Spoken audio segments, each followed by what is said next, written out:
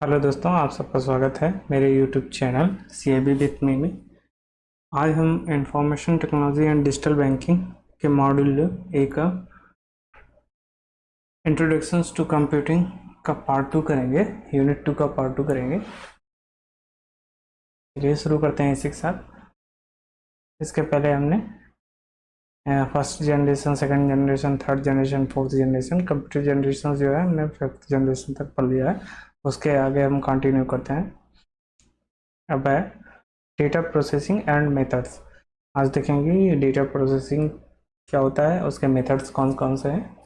The words data and informations are the words data and information are often used interchangeably, but strictly speaking there is a difference between the two terms। ये इसका कहने का मतलब है कि data और information हम use करते हैं एक दूसरे की जगह पे, लेकिन इनका मतलब अलग अलग होता है। चलिए देखते हैं इनका मतलब क्या होता है। डेटा का मतलब क्या होता है, इंफॉर्मेशन का मतलब क्या होता है। Data can be thought of as a raw and individuals meaningless fact in a certain context. जो डेटा होता है वो हमारा मीनिंगलेस डेटा होता है, जिसकी कोई मीनिंग नहीं होती है। रैंडम कोई भी डेटा हो गया, कोई भी इन्फॉर्म हो गया जो कि रॉ होता है, कोई भी डेटा जिसका कोई अर्थ ना निकलता हो, वो हमारा डेटा कहलाएगा। वेयर एज इंफॉर्मेशन क्या होती है, convey some meaningful based on the raw facts और डेटा। और इंफॉर्मेशन जो होता है उसका कोई ना कोई मीनिंग्स होता है जो रॉ डेटा या फैक्ट्स से मिलकर कोई ऐसा इंफॉर्मेशन प्रेजेंट करती है, तब हम उसे इंफॉर्मेशन कहते हैं। चलिए इसको एग्जांपल से देखते हैं। जैसे ये हमारी लाइन लिखी हुई है, data processing is specialist activity perform generally by the administrative organisations for the business and is concerned with the systematic recording anything. इसमें अगर हम डेटा को हम पीछे यहाँ पर लिख दें, उठा के यहाँ पे स्पेशलिस्ट को हम उठा के आगे की तरफ लिखते हैं, यहाँ पे प्रोसेसिंग को मतलब इनका ऑर्डर हम चेंज कर दें किसी वर्ड्स को कहीं पर भी, तो इसका कोई अर्थ निकलेगा नहीं निकलेगा। तो इसका मतलब कि ये हमारा रॉ डेटा हो गया। जब इसका कोई अर्थ निकलेगा, जब हम इसको एक सीक्वेंस में रखेंगे ग्रामेटिकल रूप में, और इसको जो सेंटेक्स है ग्रामर का इंग्लिश का उसके हिसाब से रखेंगे, तो इसका एक अर्थ निकलेगा जिसकी कोई मीनिंग होगी, तो हम उसे क्या कहेंगे, हम तब वो चीज़ें बन जाएंगी इंफॉर्मेशन। अदरवाइज वो क्या रहेगा, डेटा। आई होप आपको समझ में आ गया होगा डेटा और इंफॉर्मेशन में क्या अंतर है।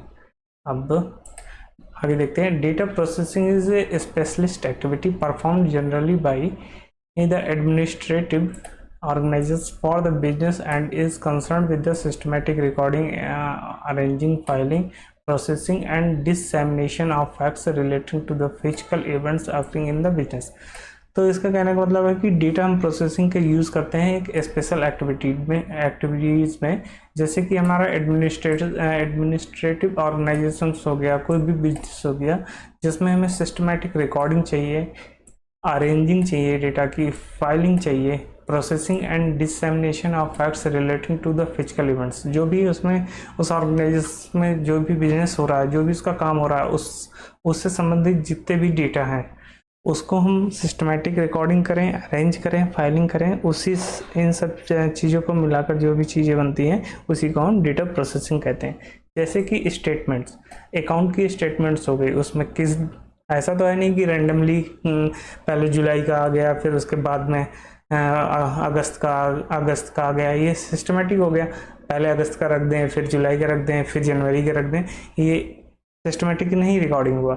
तो इसी को जब हम स्टेटमेंट में जो भी ट्रांजेक्शन्स होंगे वो date wise, time wise, increasing order में होंगे, तो वो स्टेटमेंट्स हो गई, तो वो डेटा प्रोसेसिंग हो गया। बैलेंस शीट हो गई जो कि एक सीक्वेंस में रहेगा, अरेंजिंग रहेगा, फाइलिंग होगी, उसकी एक प्रोसेसिंग होगी, तो वो सब क्या कहलाएगा, डेटा प्रोसेसिंग कहलाएगा। अब आगे देखते हैं। एप्लीकेशन ऑफ डेटा प्रोसेसिंग,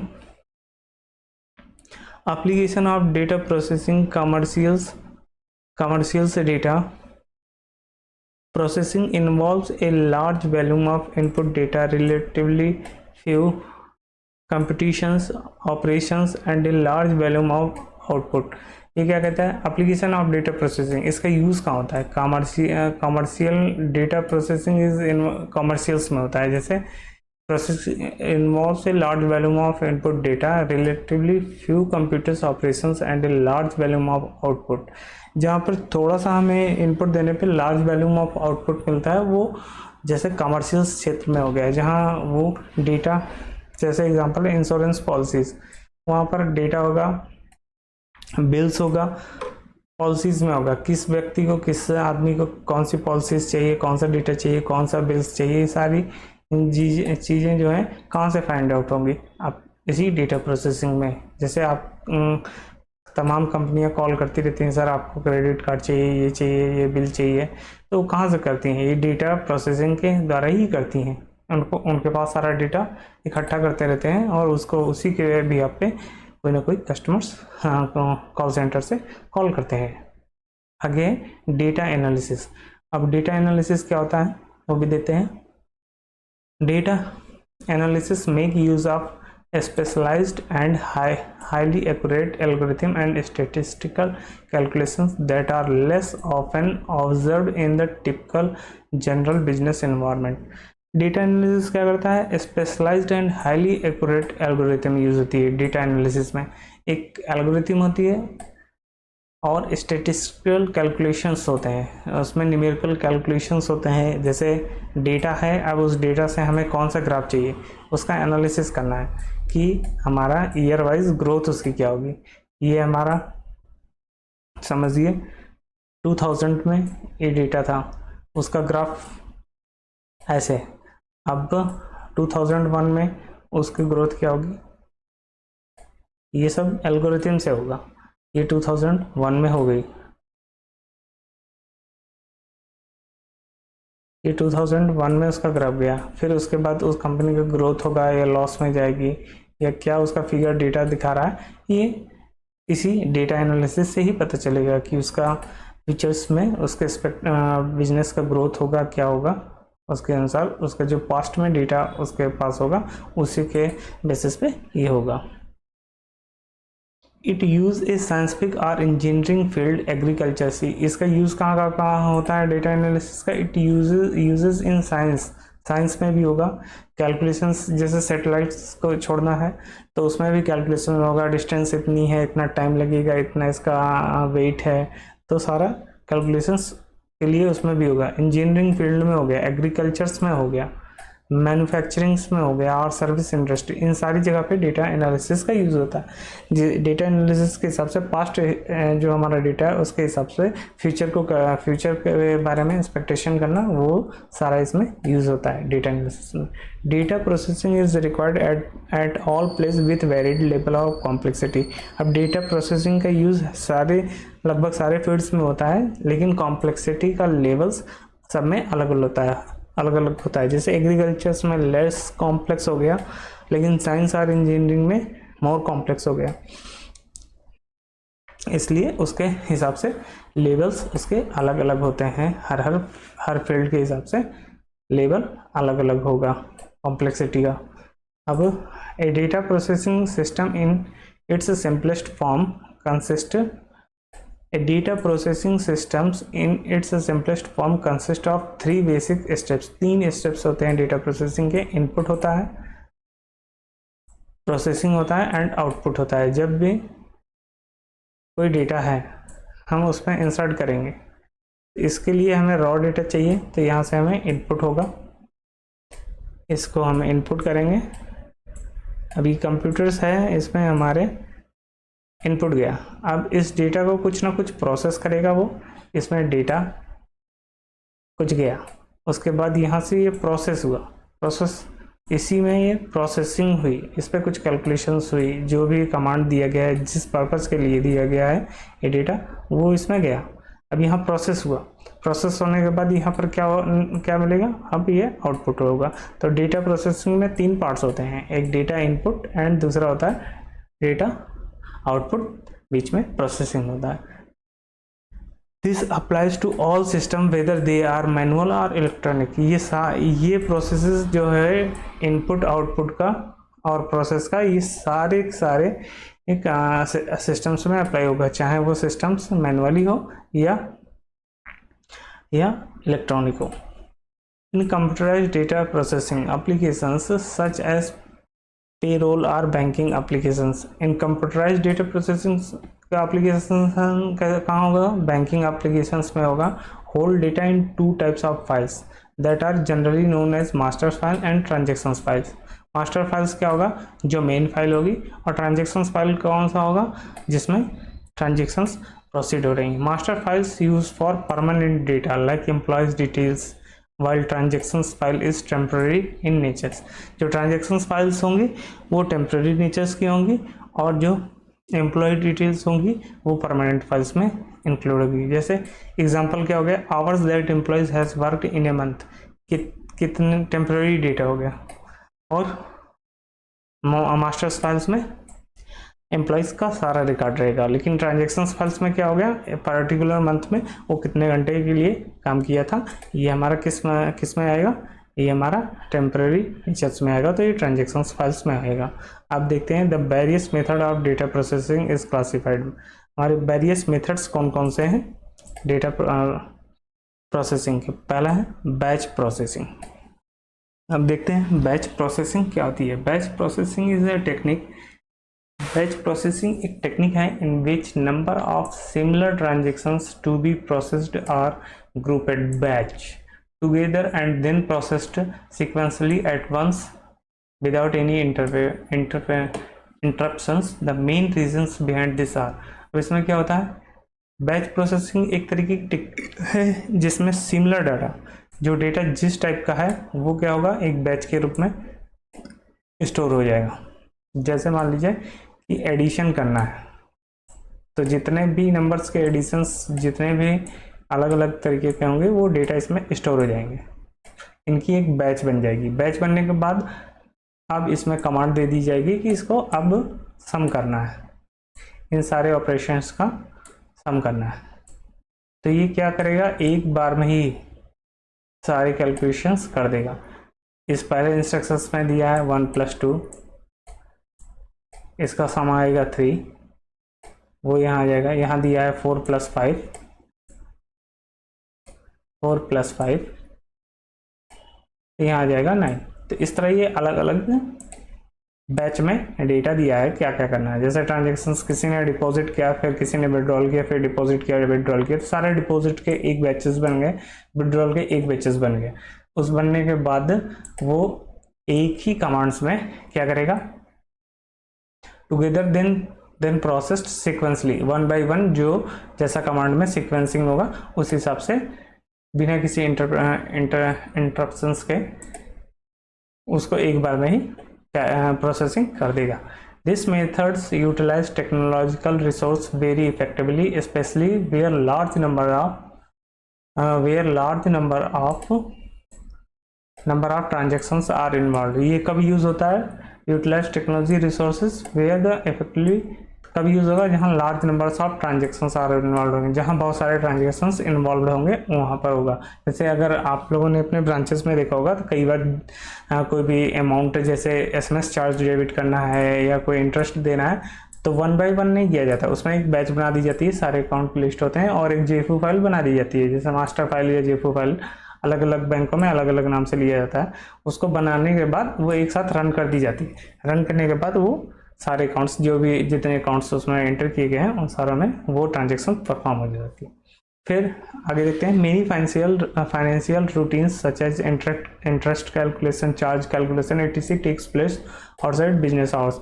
ये सारे जो हैं इंटरेस्ट कैलकुलेशंस हो गया, चार्ज कैलकुलेशंस हो गया, इंटरेस्ट कितना लग रहा है, इंटरेस्ट कितना उसको मिल रहा है FD पे या SB पे, तो ये सब कब कैलकुलेट होते हैं? बिजनेस आवर्स के बाद होते हैं, और ये इसी बैच प्रोसेसिंग से ही किए जाते हैं। ये एक बेस्ट एग्जांपल है कैसे ब्रांचेस में होता है या बैंकों में होता है। अब देखते हैं हाउ बैच सिस्टम्स वर्क, ये काम कैसे करता है। चलिए देखते हैं। Forms are documents which need processing are collected during the day. जो भी काम करना है, जो भी फॉर्म्स हैं या डॉक्यूमेंट्स हैं, उनको कलेक्ट कर लिया जाता है दिन में। These documents are stored arranged by type, और सारे टाइप के हिसाब से कर दिया गया, जैसे डिपॉजिट का अलग हो गया, विड्रॉल का अलग हो गया, इंटरेस्ट का अलग हो गया, चार्जेस का अलग हो गया। फिर each separate type will form A separate batch, उन सबका सेपरेट बैच बन जाता है। If a specific type contains large number of documents it will be split into more than one batch. अगर बहुत उसमें बैचेस बनने में एक समझ लीजिए कि यहाँ लिमिट दिया है कि इसमें केवल 10,000 एक बार में 10,000 नंबर्स डॉक्यूमेंट्स के सीक्वेंस आ सकते हैं। तो अगर इससे ज़्यादा है तो दूसरी बैच में चले जाएंगे, दूसरी बैच बन जाएगी 10,000 की। इस तरह इसके कहने का मतलब है कि डिफरेंट बैचेस बना दिए जाते हैं। फिर आगे देखते हैं, फिर आगे कैसे करना है। Each batch will be given some header consisting of a batch, सारे बैच को कोई ना कोई header consisting of a batch, number a batch type and number of documents it consist, इस तरह का हेडर मिल जाता है।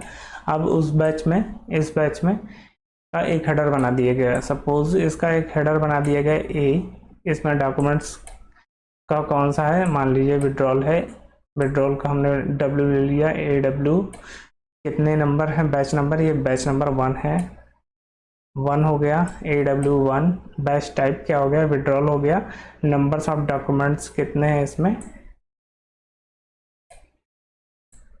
2000 है, 2K बना दिया। ऐसे ये इसका एक हेडर बन गया, ये मैं एक एग्जांपल बता रहा हूँ, AW12K। तो ये एक सीक्वेंसिंग हो गई उसके कौन सा बैच पे ये हुआ था, ये नंबरिंग कर दी जाती है इस तरह की, ताकि उसको ट्रेस किया जा सके। फिर उसके बाद देखते हैं ये बैच बनने के बाद फिर आगे क्या होता है। The batch will be entered into a computer, batch फिर कंप्यूटर में इंटर कर दी जाती है। The batch entry system will check for batch header information that is batch number type etc, the items in the batch will be written to a transaction files. फिर ये कहाँ return हो जाते हैं, ट्रांजेक्शन फाइल जो होती है हमारी टेम्पररी फाइल, उसमें रिटर्न हो जाते हैं।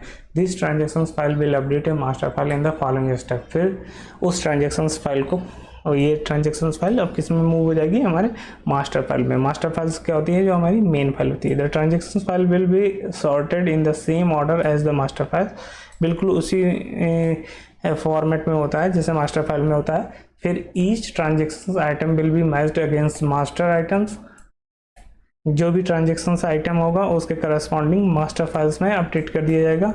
wherever items are matching the corresponding master item will be changed accordingly। अब जैसे ये मैं बताता हूँ, ये मान लीजिए आपका ट्रांजेक्शन फाइल है और ये मास्टर फाइल है। अब इसमें अकाउंट नंबर मान लीजिए ये ए है, इस अकाउंट में 100 रुपीज़ जमा करना है। अब मास्टर फाइल में भी एक अकाउंट ए होगा क्योंकि ये पहले से खुला हुआ है, तो इसमें भी एक अकाउंट ए की एक एंट्री होगी। अब ये क्या करेगा, इसमें चेक करेगा कि अकाउंट नंबर ए है कि नहीं है। मास्टर फाइल में अकाउंट नंबर ए मिला, इसने इसको अपडेट कर दिया, इसके अकाउंट्स में 100 रुपीज़ जमा हो गए। इसी तरह वो बी एक ट्रांजेक्शन होगा, उसका चेक करेगा मास्टर फाइल में, उसको भी अपडेट कर देगा। इस तरह वो मास्टर फाइल्स जो है ट्रांजेक्शन फाइल्स से मास्टर फाइल्स अपडेट होती चली जाती है करस्पॉन्डिंग उसके नंबर्स के लिए, कि उसमें क्या क्या लिखा हुआ है उसी हिसाब से वो अपडेट होती चली जाती है। फिर आगे देखते हैं। A new copy of the master file will be created in which the above changes will be reflected, और नई फाइल बन जाएगी जो अबव फाइल भी रिफ्लेक्टेड हुआ था उसके हिसाब से और नई फाइल बन जाएगी। Error reports are generated if any, अगर कोई भी उसमें एरर होगी तो एरर क्या होगा, रिपोर्ट्स जनरेट हो जाएगी, किस कॉलम कौन सी एंट्री अफेक्टेड हो गई और कौन सी नहीं हुई। This way of processing data is very efficient where a high proportions of records are going to be updated by the transaction file। ये कब के लिए अच्छा होता है, जब कई सारे ट्रांजेक्शन फाइल, हाई के ट्रांजेक्शन फाइल एक साथ अपलोड होने हैं। फिर आगे देखते हैं। In banks batch systems are typically seen in clearing systems of cheques, जब चेक्स की क्लियरिंग होती है बैंकों में तो उसमें भी ऐसे ही होती है, एक कई सारे चेक्स की एंट्री कर ली जाती है और उनका सारा बैचेस में चेक नंबर, अमाउंट, डेट ये सारा डाल दिया जाता है। फिर एक बार रन करा दिया जाता है और सारे अकाउंट में इफेक्टिव हो जाता है। Batch system for cheque clearing in banks. अब चेक क्लियरिंग में कैसे यूज होता है वो देखते हैं। Pre printed cheques include code. Pre printed जो चेक्स होते हैं उसमें कोड्स होते हैं, अकाउंट नंबर होते हैं एंड चेक नंबर होता है using magnetic ink. Magnetic ink से ये सारे लिखे हुए होते हैं उसमें। When the cheque is put forth for payment, जब भी पेमेंट के लिए दिया जाता है, the payment is added by the paying branch. जो भी पेइंग ब्रांच होगी वो पेमेंट करेगी। कैसे? Such checks are sent to the bank's clearing departments or to a special check processing center। वो सारे चेक्स कहाँ चले जाएंगे? हमारे क्लियरिंग डिपार्टमेंट में चले जाते हैं। फिर the above informations written by magnetic ink is read by a computers and checks are sorted in the order of the above code। अब वो सारे चेक्स जो हैं वो मैग्नेटिक इंक से जो लिखे रहते हैं उनको रीड किया जाता है, रीड बाय ये कंप्यूटर से, एंड चेक्स सॉर्ट किए जाते हैं in order of the above code. इस कोड के अनुसार उनको सॉर्ट कर लिया जाता है। For this MICR reader sorted are used. ये पॉइंट्स आप याद रखिएगा, ये इंपॉर्टेंट है कि MICR का यूज़ किस लिए होता है। उसको चेक का जो मैग्नेटिक इंक से लिखा होता है उसको रीडर होता है MICR। फिर the cheques are then split in up according to each settlement bank. Suppose करिए कि क्लियरिंग हाउस में हमारे पास चेक आए हैं, SBI के 10 चेक हैं, बैंक ऑफ बड़ौदा के 5 चेक हैं, केनरा बैंक के 6 चेक हैं, ऐसे डिफरेंट बैंकों के चेक हैं। तो उनको सॉर्ट कर लिया जाता है कि केनरा बैंक के कितने हैं, PNB के कितने हैं, बैंक ऑफ बड़ौदा SBI के कितने हैं, उन सबको, और उसके बाद produce for each settlement bank showing the amount of cheque. उनका कंसोलिडेटेड अमाउंट कलेक्टेड कितना अमाउंट हो गया। The details of these are exchange along with the cheques. अब चेक्स दे दिए गए, जैसे समझिए SBI बैंक का टोटल चेक्स का पेमेंट है 10 लाख का, SBI का है। अब बैंक ऑफ बड़ौदा का चेक का है, अब SBI वाले का पेमेंट बैंक ऑफ बड़ौदा में जाना है और बैंक ऑफ बड़ौदा के पास जो चेक है वो 5 लाख का है, वो SBI से लेना है, तो वो अपने चेक उसको दे देगा, वो अपने चेक इसको दे देगा। 5 लाख उसके पास चले जाएंगे और 10 लाख उसके डेबिट हो जाएंगे। The difference between the amount collected and amount owed is settled through their accounts at their central bank. इन सब के बैंक जो हैं RBI में होंगे, जो भारत का जो सेंट्रल बैंक है उसके पास होंगे। तो SBI को पेमेंट का कितना करना है? 10 लाख का, तो 10 लाख उसके अकाउंट से कट जाएंगे और बैंक ऑफ बड़ौदा के अकाउंट से 5 लाख कट जाएंगे। इस तरह ये चेक का पेमेंट होता है। For splitting up the cheques into batches MICR reader sorted can you also be used. तो MICR रीडर का यूज होता है, मैंने ये बताया, ये आपको याद रखना है। फिर आगे देखते हैं, आगे क्या है। ये देखिए फिगर्स है, इसमें फिगर्स के हिसाब से देखते हैं। ये फॉर्म एंड डॉक्यूमेंट्स हमने इकट्ठे किए जो भी हमारे पर डे के हिसाब से मिले। फिर उसको मैंने बैचेस के रूप में बनाया, ये भी बैचेस के रूप में, ये भी बैचेस के रूप में। फिर टाइम एक ट्रांजेक्शन्स फाइल बनी, एक ये ट्रांजेक्शन्स फाइल बनी। फिर उसके बाद ये ट्रांजेक्शन्स फाइल्स, ये ट्रांजेक्शन्स फाइल्स, और ये एक ट्रांजेक्शन्स फाइल होती है, एक मेन फाइल होती है। इस ट्रांजेक्शन्स फाइल्स मैच करेगी इस मेन फाइल से, और उसके बाद जो भी ट्रांजेक्शन्स मैच करेगा उससे उस मेन फाइल में अपलोड हो जाएगी। अगर कुछ एरर आएगी तो इनपुट एंड एरर रिपोर्ट्स यहाँ से मिल जाएगी। ये हमारा होता है बैच प्रोसेसिंग का। अब आगे देखते हैं ऑनलाइन प्रोसेसिंग क्या होती है। The batch processing is a advantage and economical when large volume of data is to be process. जब लार्ज डेटा होता है तब हमारा बैच प्रोसेसिंग इकोनॉमिकल होता है और एडवांटेज होता है उसका। Online processing was developed to overcome the difficulties faced in batch processing. अब जो बैच प्रोसेसिंग में कुछ हमें समस्याएं दिखी उनसे निपटने के लिए ऑनलाइन प्रोसेसिंग का डेवलपमेंट किया गया। कैसे किया गया आगे देखते हैं। इन सम सिस्टम्स, तो सिस्टम्स में it is necessary that transaction should immediately update the master files. अब जो मास्टर फाइल्स होती हैं कुछ ट्रांजेक्शन्स में वो तुरंत का तुरंत उन्हें अपडेट होना चाहिए, उसमें थोड़ा सा भी डिले होगा तो काफ़ी नुकसान हो सकता है। जैसे कि रेलवे रिजर्वेशन सेंटर्स में, अगर रेलवे रिजर्वेशन सिस्टम्स में ऑनलाइन प्रोसेसिंग का यूज़ होता है, अगर इसमें ना हो, आप समझिए कि ये रेलवे का रिजर्वेशन सिस्टम्स में एक ट्रेन के लिए 100 सीटें हैं, इस ट्रेन में 100 सीटें हैं। अब किसी ने 20 बुक की, सेम टाइम्स में एक व्यक्ति ए है वो बुक कर रहा है, एक बी है वो भी रिजर्वेशन कर रहा है इसी ट्रेन में। अब इसने बुक की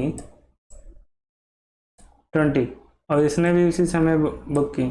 अगर ये मास्टर फाइल्स में होगा तो पहले ये ए का होगा, तब फिर उसको दिखाएगा कि 20वां खाली है कि नहीं, इसमें टाइम लगेगा। लेकिन इस ऑनलाइन में क्या होगा, 20 जैसे ही ए ने बुक किया 20 इसमें से हट जाएगा, ये शो ही नहीं करेगी। फिर 21वां उसका अगला नंबर जो खाली होगा वो शो करेगा। बी को 20 नहीं दिखेगा, बी को 21वां दिखेगा, 21 दिखेगा, इसको 20 दिखेगा। अब सपोज करिए कि इसमें 90 सीटें भर गई हैं, 100 में से 90 भर गई। अब ए जो है रिक्वेस्ट कर रहा है, ए को दिखा 99, बी को भी दिखा 99। अब ये दोनों बुक करेंगे तो कैसे कर सकते हैं ऑनलाइन प्रोसेसिंग में, एक सीट तो एक ही है, अब मिलेगी कैसे? तो इसलिए जो ऑनलाइन प्रोसेसिंग होगा तुरंत इसमें 100 शो कर देगी, बी को यहाँ 0 दिखेगा। इसलिए online batch processing, online processing जो होता है इस केस में इम्पोर्टेंट बन जाता है।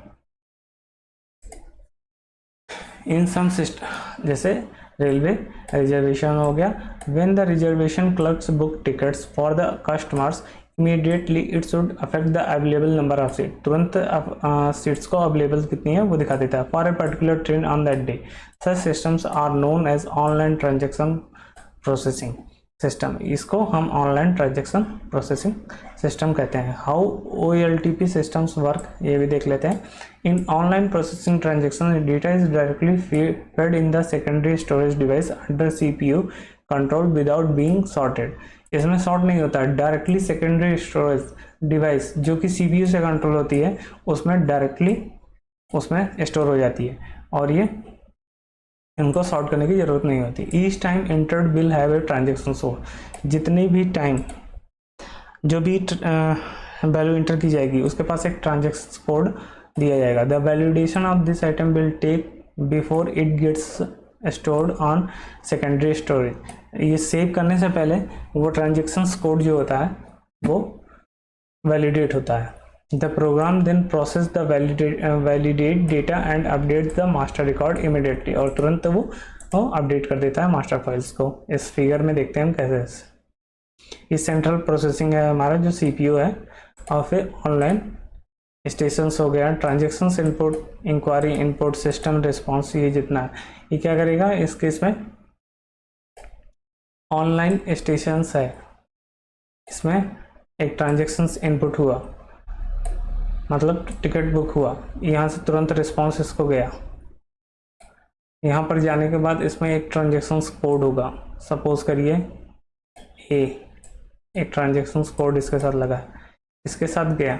अब इसने तुरंत क्या किया, ट्रांजेक्शन्स कोड को वैलिडेट किया कि हाँ ये ट्रांजेक्शन्स कोड A वैलिड है, और उसके बाद इसने तुरंत मास्टर फाइल्स में अपलोड कर दिया, अपडेट कर दिया। इस तरह ये तुरंत रिस्पॉन्स करके ऑनलाइन तुरंत रियल टाइम ही इसको अपडेट कर देता है। Online processing requires unique hardware and software features, online processing में क्या होता है, unique hardware and software features होते हैं। जैसे एग्जांपल है इसका, the capacity of the primary storage unit must be adequate to handle the complex control program, जो हमारा प्राइमरी स्टोरेज यूनिट होता है वो कॉम्प्लेक्स कंट्रोल प्रोग्राम उसमें होना चाहिए, अदरवाइज वो इमीडिएट तुरंत अपडेट नहीं कर पाएगा। Also, since user may have a direct access to stored records, software security provisions are necessary in order to prevent deliberate or accidental tampering with data and program files। चूँकि यहाँ पर directly master files हमारी जो है, master files जो है उसमें हम एक्सेस कर रहे हैं, डायरेक्टली स्टोर हो रहा है, तो उसमें हमारे पास सिक्योरिटी फीचर्स भी होना चाहिए कि यहाँ से हम डेटा इसमें डायरेक्ट स्टोर हो रहा है रियल टाइम पे, तो ऐसा ना हो कि इस वाले में हम कुछ भी डिलीट कर सकें या कुछ भी एक्सीडेंटली कर सकें या जानबूझकर इसको टैंपर ना कर सकें, इसलिए इसमें सिक्योरिटी कंट्रोल्स भी होने चाहिए। Some of the important features of online processing are given below. इसके कौन कौन से फीचर्स हैं इम्पोर्टेंट, वो हम आगे देखते हैं। रिकॉर्ड लॉकिंग, रिकॉर्ड को लॉक कर देना। In online processing it may be possible that two peoples are trying to update the same record at the same times। जैसे मैंने अभी एग्जांपल में बताया था कि दो बंदे एक ही सीट के लिए बुकिंग कर रहे हैं। ये जैसे ए है, ये एक सीट है रिजर्वेशन के लिए, इसको बुक कर रहा है, और इधर से बी भी इसी के लिए कर रहा है। अभी बुक तो हुई नहीं है तो दोनों को दिखेगी। अब इसने किया इन ऑनलाइन प्रोसेसिंग इट में भी सेम रिकॉर्ड के लिए टू अवॉइड दिस। अब पता चले इसने ट्रांजेक्शन्स कर दिया, इसने भी ट्रांजेक्शन्स कर दिया, तो किसका पहले हुआ, फर्क तो कुछ सेकंड्स, कुछ नैनो सेकंड्स का होगा। तो उसी के लिए to avoid this provision of record is provided in this the record under use of logged so that no one else can update it at the same times. ये जब इसका ट्रांजेक्शन होगा, ये कर रहा है, जब तक यहाँ गेटवे तक पहुँचेगा तब तक ये ट्रांजेक्शन लॉक हो जाएगा। मतलब अब ये ट्रांजेक्शन सक्सेस नहीं होगा जब तक इसका रिस्पॉन्स अगर सही हो गया तो ये यहाँ से हट जाएगा, ये इसका ट्रांजेक्शन नहीं होगा। अगर ये फेल हो गया तो इसका ट्रांजेक्शन सक्सेस हो जाएगा। इसी को ऑनलाइन रिकॉर्डिंग कहते हैं, रिकॉर्ड लॉकिंग इसी को बोलते हैं। Under use is locked, record under use is locked so that no one else can update it at the same time. Same time से पे नहीं होगा। As soon as the first user finish his work, जैसे ही पहले का काम पूरा हो जाएगा, द रिकॉर्ड इज अनलॉक्ड और freezed for others in the queue, फिर वो दूसरे के लिए खुल जाएगा। अब अगला देखते हैं check pointing and logging. Check pointing and logging क्या होता है? If the online system fails, how do we know that which transactions are applied and which are not. आपके साथ कई बार हुआ होगा, जैसे हम ट्रांजेक्शन्स कर रहे हैं और ट्रांजेक्शन्स करते ही समय सर्वर्स की कनेक्टिविटी डाउन हो गई, नेटवर्क की डाउन हो गई, तो ट्रांजेक्शन्स वो अप्लाइड हुआ, फेल्ड हुआ या सक्सेस हुआ, कैसे पता चलेगा? उसके लिए check pointing and logging use होता है। अब देखते हैं कैसे। Check pointing keeps track of the master files. Master files के पास क्या होगा? एक ट्रैक रखेगा both before and update data. अब जैसे मैं आपको बताता हूँ अभी, use this user can either restore the master to its original positions before update, or he can reapply updates to an earlier copy. Technically the two things are known as rollback and roll forwards. Logging allows keeping track of which transactions were actually applied. अब देखिए मैं इसको समझाता हूँ ये कैसे होगा। जैसे कि ये ट्रांजेक्शन्स है, ये मास्टर फाइल्स है, अब इसमें ये डेटा हमारा लिखा हुआ है। अब ये आप इसको कोई ट्रांजेक्शन्स के लिए, सपोज ए ने ट्रांजेक्शन्स के लिए कमांड भेजा, कुछ ट्रांजेक्शन्स ये कर रहा है, मान लीजिए टिकट ही बुक कर रहा है, तो ये यहाँ पे जैसे ही ए का ट्रांजेक्शन्स आया, इस मास्टर फाइल्स में एक कोड आ गया, ए टाइमिंग या कुछ भी है डाल दिया, ए एक्स मान लीजिए ये आ गया। अब उसके बाद इसने ट्रांजेक्शन शुरू किया, ये जैसे ही ये शुरू किया वैसे ही इस मास्टर फाइल के आगे ए एक्स लिख गया। अब इसने ट्रांजेक्शन किया, वो मान लीजिए ट्रांजेक्शन किया और सक्सेस हुआ कि नहीं, मान लीजिए फेल्ड हो गया, फिर यहाँ पर ए वाई हो गया। अब इसी समय दूसरा बंदा बी है, उसने भी ट्रांजेक्शन्स किया, अब ये मास्टर फाइल्स में ये अपडेट हो गया, इसी के आगे ए एक्स ये ट्रांजेक्शन्स डेटा ए वाई, फिर इसी के आगे जैसे ही बी ने शुरू किया यहाँ पर फिर आ गया बी मास्टर फाइल में एक्स, फिर इसका ट्रांजेक्शन्स कुछ हुआ, फिर उसके बाद फिर इसी के बाद बी वाई आ गया, इसका ट्रांजेक्शन सक्सेस हो गया। अब इस केस में तो फेल हुआ था, अब फेल हुआ था तो मास्टर फाइल्स में क्या यहाँ से होगा, under this either restore the master files. इस केस में क्या होगा, यहाँ इसमें देखेंगे एल्गोरिथम यूज करी जाती है, AX वो देखेगी AY, बस इसको पता है कि यहाँ तक AX तक के पहले वाली फाइल सही है, तो ये रीस्टोर हो गई, ये डेटा यहाँ से कट जाएगा, ये मास्टर फाइल्स में यहीं तक रहेगा, और ये वाला देखेगा कि ये सक्सेस है, ये वाला इसमें अपडेट हो जाएगा। इस हिसाब से इसका काम होता है। इसी को रोल बैक कहते हैं या फॉरवर्ड कहते हैं। जब ट्रांजेक्शन्स फेल हो गया तो उस केस में रोल बैक हो जाएगा मास्टर फाइल्स, और जब सक्सेस हो गया तो फॉरवर्ड हो जाएगा। Logging allows keeping track of which transactions were actually applied. अभी यहाँ पर आपको याद रखना है टेक्निकली दो two things is happens. Roll back क्या होता है, रोल फॉरवर्ड क्या होता है। रोल फॉरवर्ड का मतलब ट्रांजेक्शन सक्सेस हो गया, मास्टर फाइल अपडेट हो जाएगी तो रोल फॉरवर्ड हो गया, फेल हो गया तो रोल बैक हो जाएगा। और लॉगिंग क्या करता है, logging allows keep tracking of which transactions were actually applied. Logging का काम होता है कि कौन सा ट्रांजेक्शन हमारा सक्सेस हुआ उसको पता रहता है। फिर देखते हैं ऑनलाइन इंक्वायरीज।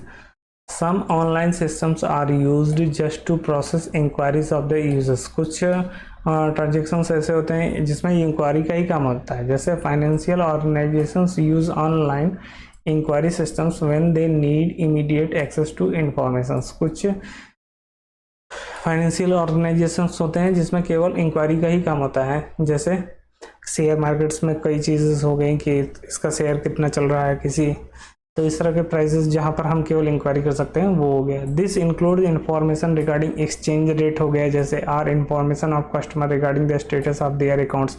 जैसे हमें अकाउंट्स का स्टेटस चेक करते हैं, बैलेंस क्या है, तो इंक्वायरी के लिए यूज है। Such system use specially written inquire programs. इसमें केवल इंक्वायरी का प्रोग्राम ही लिखा होता है। Each inquiry is given some inquiry code. अब सारी जैसे मैंने इंक्वायरी की आपने की तो सब में एक इंक्वायरी कोड डिपेंड होता है उसके अकाउंट नंबर के हिसाब से, ताकि उसको एक्सेस किया जा सके, उसको पता किया जा सके किसने कभी यूज़ किया। When the user makes his inquiry the system runs the corresponding program based on the inquiry code. अब जैसे इसको मैं एक एग्जांपल से बताता हूँ। मुझे अकाउंट का बैलेंस चेक करना है। अब सिस्टम को प्रोग्राम को कैसे पता गया, अब बैलेंस का इंक्वायरी हो गई तो इसका मान लीजिए कोड हो गया बैलेंस B और इंक्वायरी का E, तो इसका कोड हो गया मान लीजिए BA। अब हमें देखना है ट्रांजेक्शन्स रिपोर्ट, तो ट्रांजेक्शन्स का TR, इसका कोड हो गया मान लीजिए TR। तो runs the corresponding program based on the inquiry code. The programmers will either display और print the information asked by the user. जब TR का कमांड मिला उसको तो इसका मतलब ट्रांजेक्शन्स रिपोर्ट उसको दिखानी है, B का मिला तो इसका मतलब बैलेंस का दिखाना है।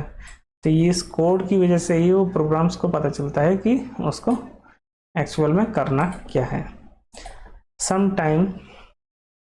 Sometimes such systems use specially written programs और मैक्रोज। इसके लिए या तो स्पेशली प्रोग्राम लिखा जाता है या मैक्रोज का यूज होता है। अब मैक्रोज क्या होता है, macros is a set of instructions which can be use to perform some repetitive task. Macros क्या होता है, एक तरीके का इंस्ट्रक्शंस होता है जो हर बार वही काम के लिए यूज होता है। A user can do little variations in the original programs to suit his needs। User क्या करता है, अपने ज़रूरत के हिसाब से हल्का सा चेंज करके उस प्रोग्राम्स को रन कर लेता है। जैसे एग्जांपल क्या है, the user can ask for a list customers who have overdrawn money from their accounts and then group them according to their occupations और इनकम्स।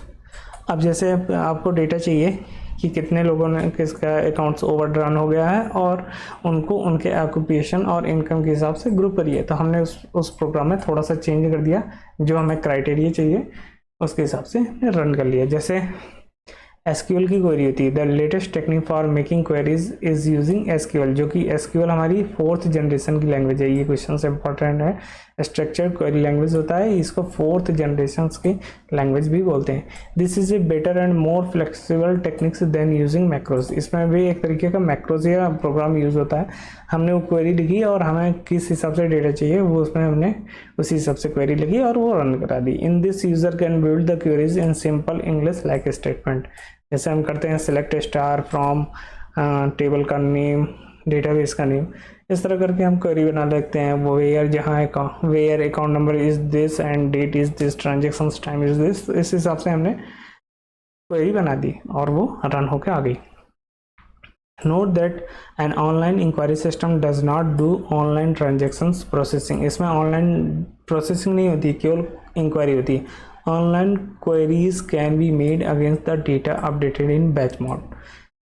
ये मेड ऑनलाइन इंक्वायरीज क्या होती है, data updated in batch mode, उसमें भी inquiry कर सकते हैं। अब आगे देखते हैं क्या है रियल टाइम सिस्टम्स क्या होता है। अभी तक हमने दो पढ़ लिए, वो कौन कौन से पढ़ लिए, ऑनलाइन इंक्वायरीज पढ़ लिया और एक हमने OLTP पढ़ लिया, ऑनलाइन प्रोसेसिंग। ऑनलाइन प्रोसेसिंग पढ़ा और बैच सिस्टम्स पढ़ा, बैच प्रोसेसिंग, ऑनलाइन प्रोसेसिंग। और अब अगला इसी में रिकॉर्ड लॉगिंग होती है, चेकिंग पॉइंट एंड लॉगिंग होती है, ऑनलाइन इंक्वायरीज होती है। फिर आगे है हमारा रियल टाइम सिस्टम्स। ऑनलाइन हो गया, अब ये रियल टाइम सिस्टम्स क्या होता है। Real time systems are further extensions to online systems. ये ऑनलाइन सिस्टम्स जो हमने पढ़ा कि तुरंत वो ऑनलाइन मास्टर फाइल्स को अपडेट करता है, उसी का फर्दर एक्सटेंशंस है, मतलब थोड़ा सा एडवांस है उससे। They work much in the same way as online system, बिल्कुल उसी तरह काम करता है जैसे ऑनलाइन सिस्टम करता है। But in this case the control has to be exercise during the actual function of the systems. ये मतलब इसमें क्या है, in this case the control has to be exercise the actual functioning of the system.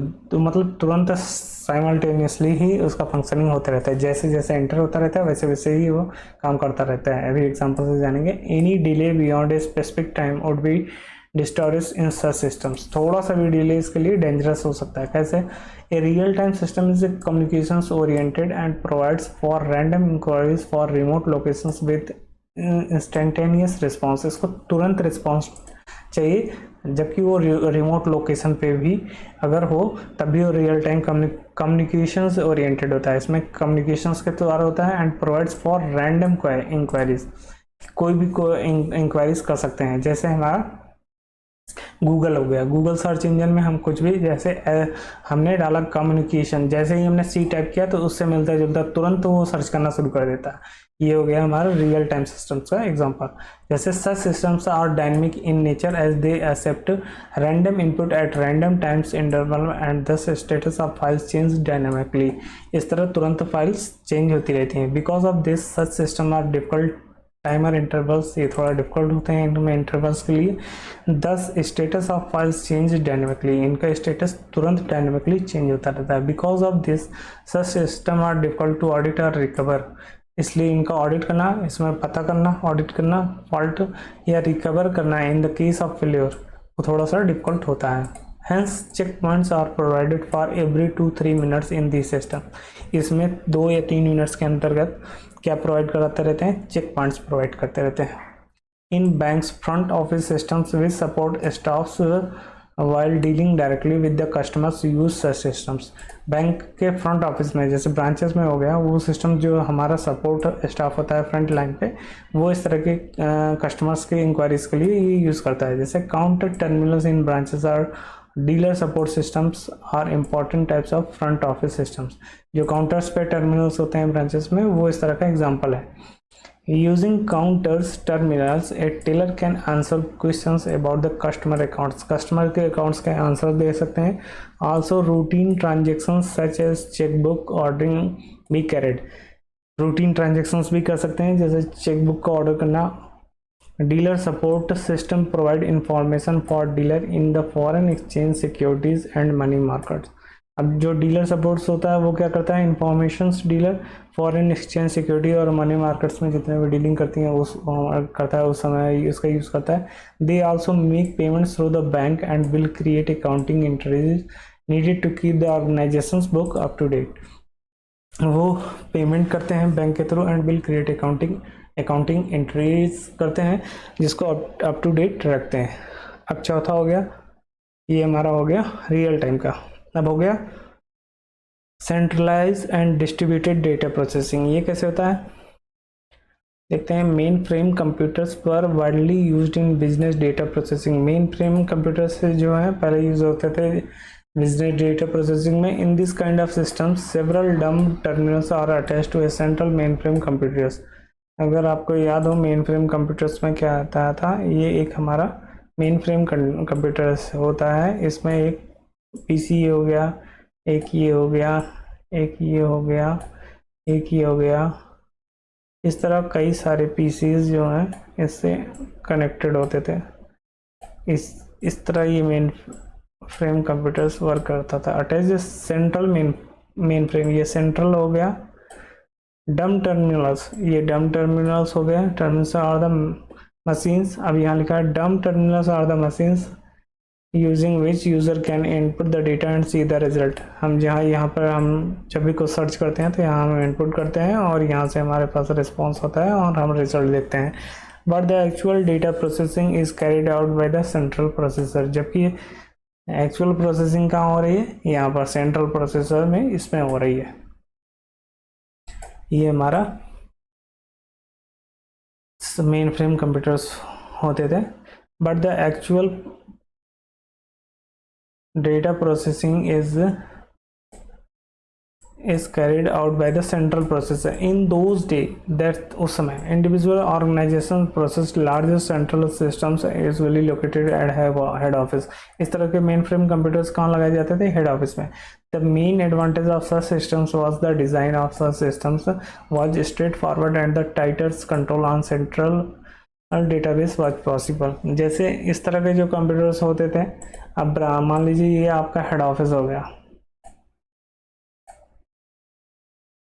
ठीक। आप कई branches या node हो गया, ये डम, एक यहाँ हो गया, एक यहाँ हो गया, ये क्या है, डेटा यहाँ एक्सेस कर रहे हैं। लेकिन ये हमारा डेटा जो है ये कहाँ है, हेड ऑफिस में। यहाँ पर सिक्योरिटी भी होती थी, टाइटर कंट्रोल होता था, कोई भी इजली यहाँ पहुँच नहीं सकता था। तो ये इस तरह का क्या होता था, जो हमारा डेटा था वो हमारा फिजिकली जो है सेंट्रल डेटाबेस थोड़ा सिक्योरिटी में होता था। In such systems 1 or 2 processors handle the workload of several distant terminals. इसमें एक या दो प्रोसेसर्स जो थे, जो भी प्रोसेसर्स होते थे वो वर्कलोड को हैंडल करते थे। The central processor switch from one terminal to another and do a part of each job in allocated time slice until the work is completed। और जो जॉब होता था वो कैसे होता था, टाइम स्लाइसेस में होता था। थोड़ा टाइम ये प्रोसेसर करता था, आधा काम वो करता था, इस तरह टाइम स्लाइसेस में होता था।